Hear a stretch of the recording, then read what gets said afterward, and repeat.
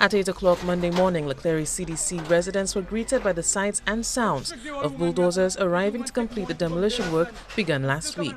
Some of these houses were still inhabited by their now former residents. While some people looked on silently, others were quite vocal as they shouted for fair treatment by the officials. Don't trick the old woman, sir. Make the woman take money to come build a son and still come and run her down. Old woman had people. Don't take her out from the fire and send her in the pot now. You check it. Not here to business with them, the woman that in charge of all of what's going on there. She. What's her name? What's that woman name, Mr. Noise! They give me nothing. A lot of them people want to blame King. It's a king. It's not king. You check it. Yeah. You all like the bad boys, not me. You all like the bad boys. So everything for the bad boys to just mash on my thing. I never give no okay. I never sign no per document. People documents.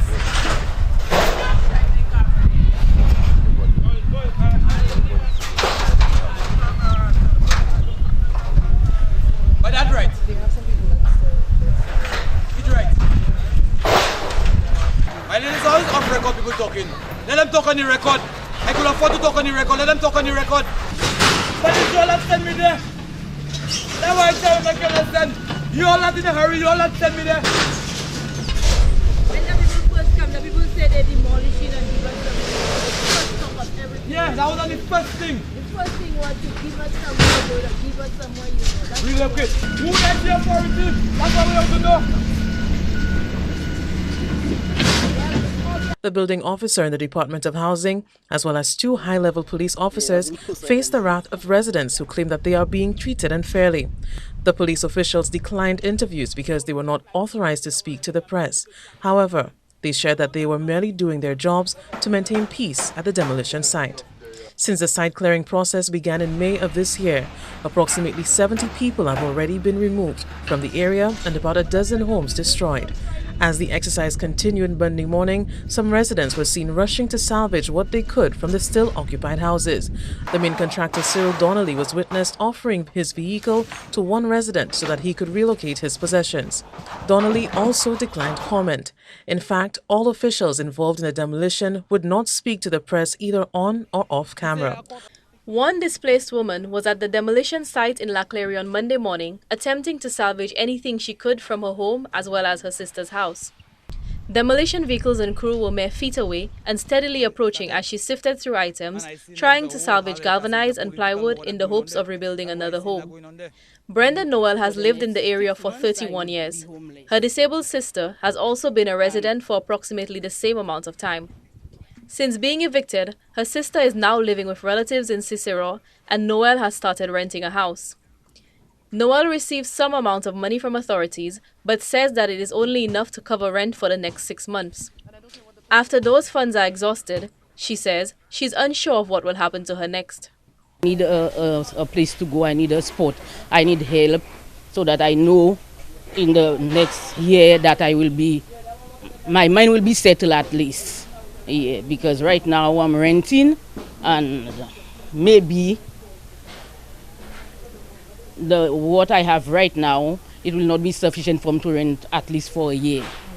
I want to know that I get a little spot to build something, somewhere to go, somewhere to have a peace of mind that I know when I'm there, when the month ends, I don't have to be worried. The ongoing demolition in Leclerc has brought with it discussions about the provision of affordable housing on island. Being asked to evacuate buildings they have lived in for decades while offering no alternative housing and providing insufficient displacement grants is seen by one resident as a microcosm of a larger societal problem. All the plans that I hear of, even by our National Housing Corporation, seems to be plans that are for people who have salaries above $3,000 and $4,000 at least. And even so, they would have to take a loan. So, to me, there is not a plan in St. Lucia to help set up housing that could help young persons when they come out of school and they want to have their own space, that they can get a place and rent a place and still have some privacy and maybe start themselves and, you know, send themselves to college and the so-called dream that society creates for all of us. So, there's a lot of injustice in society, and a lot of persons, we have a lot of black privilege that's worse than white privilege going on in St. Lucia right now. So once some persons feel that they organize, they feel that everybody else is supposed to organize too. And if I have, you should have too. And that's what's going on here. Matanaya is a member of the Marylin Charlemagne Community Housing Association, which earlier this year forwarded a petition demanding a halt in demolition. The ensuing court case between the National Housing Corporation and the Tafari Association found in favor of the government, essentially greenlighting the demolition process. On Monday morning, in the presence of a High Court bailiff, the last house standing, that of the Charlemagne family, was destroyed before the family was evicted. Stevenson King, who has been absent from the public view in recent times, says the issue is not a new one. Defending the act, the longtime politician says that residents, including the Charlemagne family, knew of the upcoming demolition and were giving fair warning. Every step of the way, every movement, every opportunity that was presented, or if I should say, every action of the Department of Housing, the families were informed in writing. The Charlemagne family knew that the court had given an order for the eviction last Friday. They were informed, the bailiff went on, as far as I'm told, and informed them that they will execute the order on Monday. So they knew every step of the way. Everybody in the community, Mr. Day himself, and other persons within close proximity of the development of the housing area were all informed of the activities of the Department of Housing. So the Department of Housing really and truly exercised every opportunity that was given to them to communicate, to consult, to advise, to offer options to the residents. I have been in contact with the Charlemagne family through Marylin, and I've indicated to her that I'm available at any time to assist in whatever manner they wish to be assisted. The Charlemagne family took a protest stance and decided to stay in their home despite numerous calls from government officials that they should leave. Dozens of their neighbors acquiesced to the demands of the government, deciding to leave and find alternative housing arrangements. King believes that the issue stems from squatters who knowingly and illegally occupied homes which were vacated. King says his hands are tied over the issue.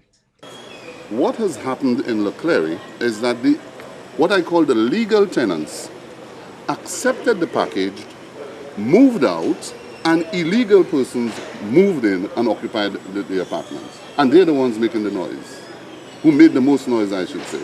The Charlemagne family is legal, okay? But they took a stance very early and decided they're not moving. But guess what? The matter was brought before the court. The court delivered a judgment, and I'm in no way placed to interfere with the judiciary. I cannot advise otherwise except that the court took a decision and that decision was executed.